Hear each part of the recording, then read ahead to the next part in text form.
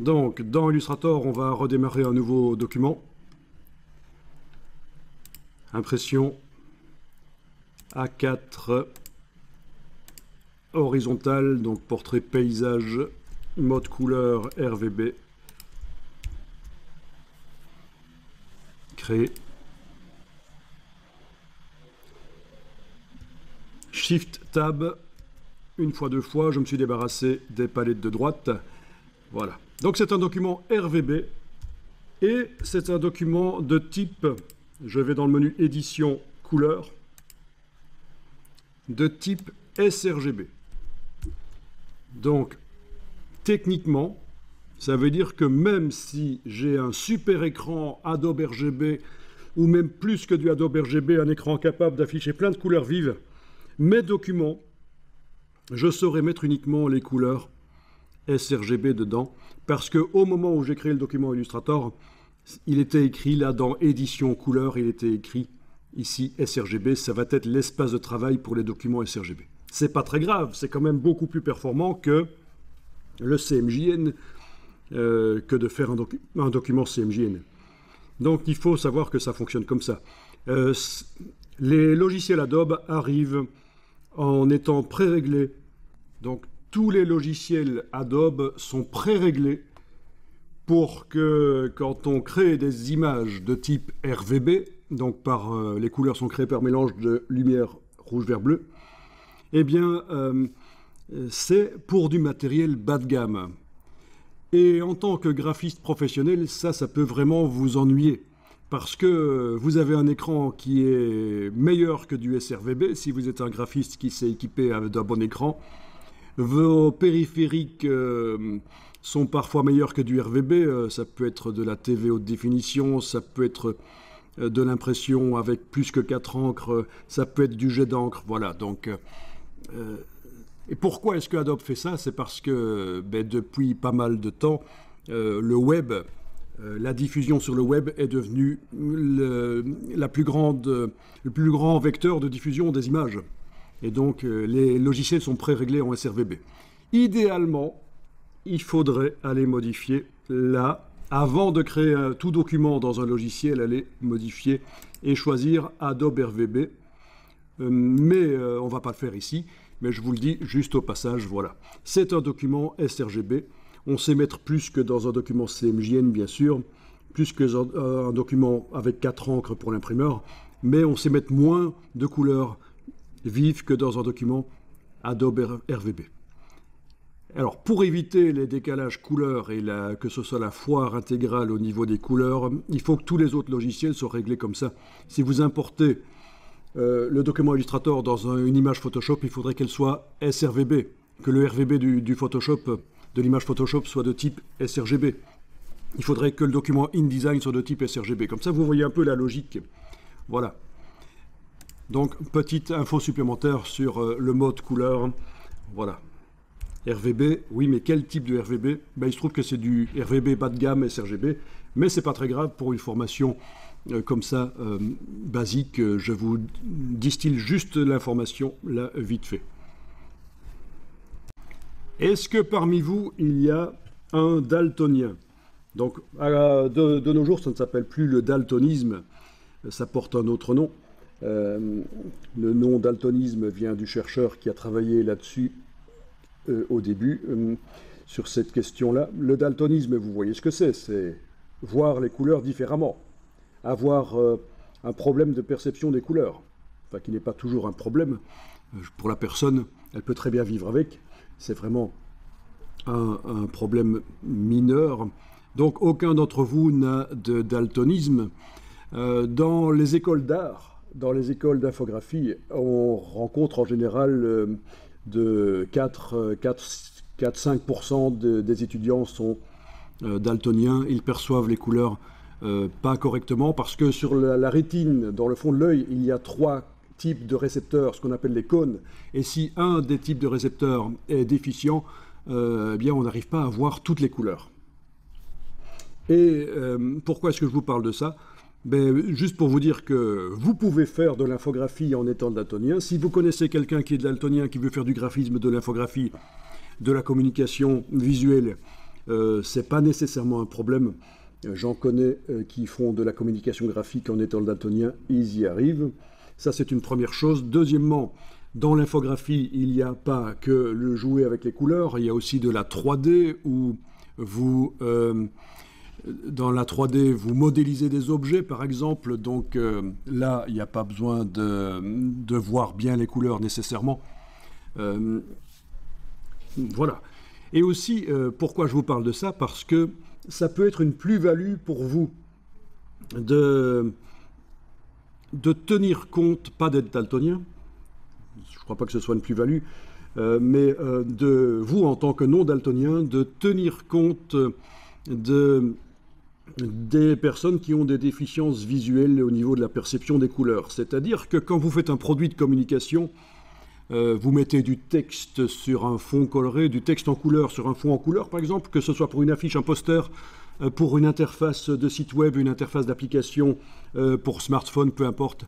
Vous pouvez, auprès de vos clients, mettre en avant le fait que vous allez tenir compte des déficiences visuelles pour que, même pour les daltoniens, voilà, ce soit lisible. Parce que pour un daltonien, un titre d'une couleur sur un fond d'une autre couleur peut vous paraître à vous tout à fait correct au niveau visuel, mais pour le daltonien, la couleur du titre et du fond seront quasiment semblables. Donc il faut faire attention à ça en fait. Hein. Autre chose parmi les problèmes que les gens peuvent avoir, c'est le dyslexisme. Voilà, problème pour lire. Là aussi, et je quitte évidemment là en parlant de ça le domaine de la couleur, il existe des polices de caractère qui sont spécialement développées parce qu'elles sont, c'est connu qu'elles vont permettre aux dyslexiques de lire plus facilement, les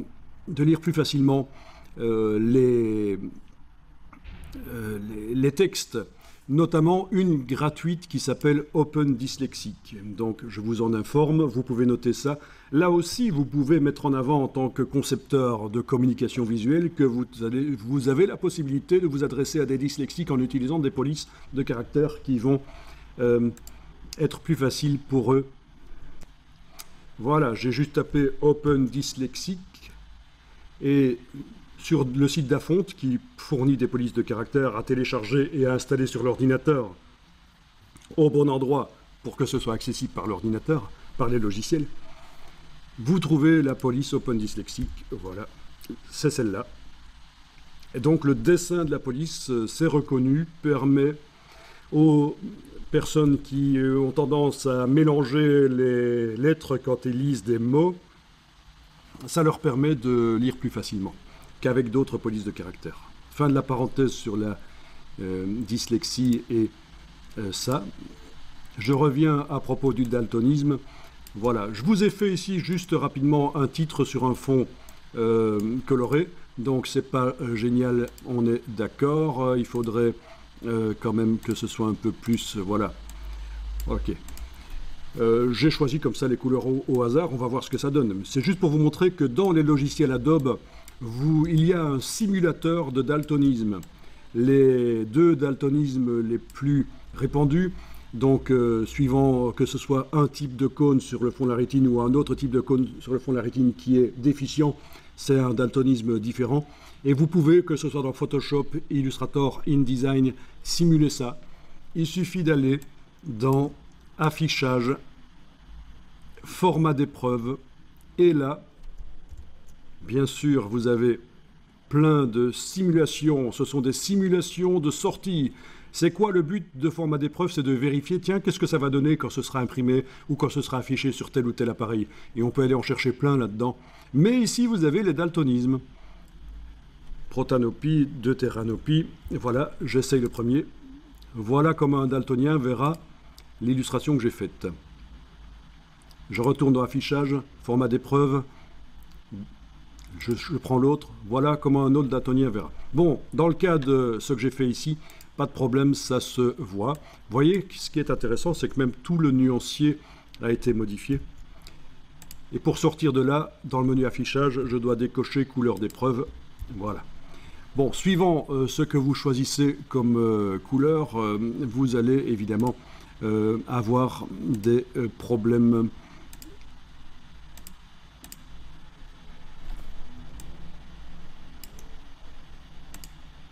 Il faut faire attention. Donc. Je ne crois pas que je vais pouvoir simuler le problème ici. Voilà. Dans tous les cas, même quand on vérifie là avec les deux types de daltonisme, ça reste lisible. Mais c'est une chose à vérifier, c'est une chose à mettre éventuellement en avant parmi toutes vos compétences, que vous tenez compte de ça. Et tout ça, c'est ce qu'on appelle l'accessibilité. Et qu'on fasse de l'impression sur papier, des flyers, des posters ou des sites web ou des applications pour smartphone, c'est le principe, l'accessibilité. Il y a même des marchés publics où ça fait partie des exigences, l'accessibilité bien sûr, surtout pour les sites web. Voilà, donc l'exemple qu'on cite souvent, c'est qu'un daltonien, par exemple, quand il va à la cueillette aux fraises, il a beaucoup plus difficile que les autres parce que les fraises, pour lui, elles sont vertes en fait. Hein. Voilà, vertes dans le vert, il ne les repère pas bien. Voilà. C'est l'exemple pour montrer vraiment que c'est une perception des couleurs différente de la plupart des gens. Alors, ceux qui sont atteints de daltonisme, ce sont généralement des hommes caucasiens, parce que c'est génétique, c'est transmis par les parents, par la mère, mais seuls les garçons sont affectés majoritairement. En grande majorité, ce sont les garçons. Donc, ce sont les garçons blancs, en fait. Hein. Caucasien, c'est ce qu'on appelle des blancs. Quoi. Voilà.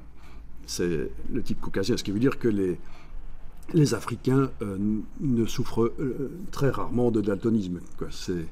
Voilà.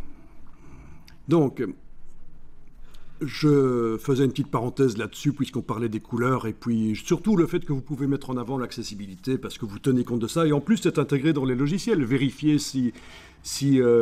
pouvoir vérifier si la communication qu'on fait est lisible même par des daltoniens. Sachant cela, on va passer à autre chose.